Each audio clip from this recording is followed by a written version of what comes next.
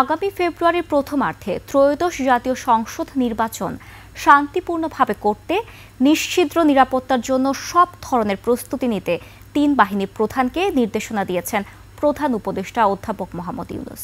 শনিবার প্রধান উপদেষ্টার বাসভবনে বৈঠকে তিন বাহিনী প্রধানকে এই নির্দেশনা দেওয়া হয়। প্রধান উপদেষ্টার প্রেস উইং সংবাদ বিজ্ঞপ্তিতে এসব তথ্য জানিয়েছেন। খোরশেদ আলীর রিপোর্ট। সন্ধ্যা ৭টার কিছু আগে রাষ্ট্রীয় অতিথি ভবন যমুনায় প্রবেশ করেন সেনাবাহিনী প্রধান জেনারেল ওয়াকারুজ্জামান, নৌবাহিনী প্রধান অ্যাডমিরাল মোহাম্মদ নাজমুল হাসান এবং বিমান বাহিনী প্রধান air chief marshal Hasan Mahmud খান।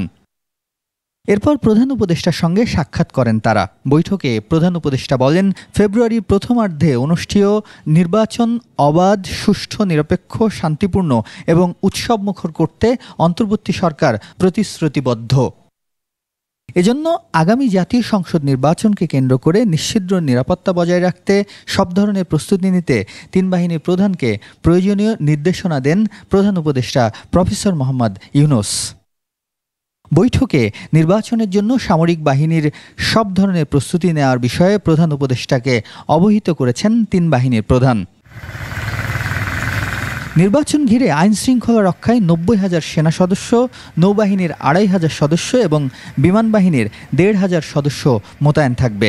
এতে প্রতিটি উপজেলায় মোতায়েন থাকবে এক কোম্পানি সেনা সদস্য। এ সময় গত ১৫ মাসে সেনাবাহিনী সহ সব বাহিনীর সদস্যরা দেশের আইন শৃঙ্খলা রক্ষায় অত্যন্ত কঠোর পরিশ্রম করেছে বলে মন্তব্য করেন প্রফেসর ইউনূস। এ সময় জাতীয় নিরাপত্তা উপদেষ্টা খলিলুর রহমানও বৈঠকে উপস্থিত ছিলেন।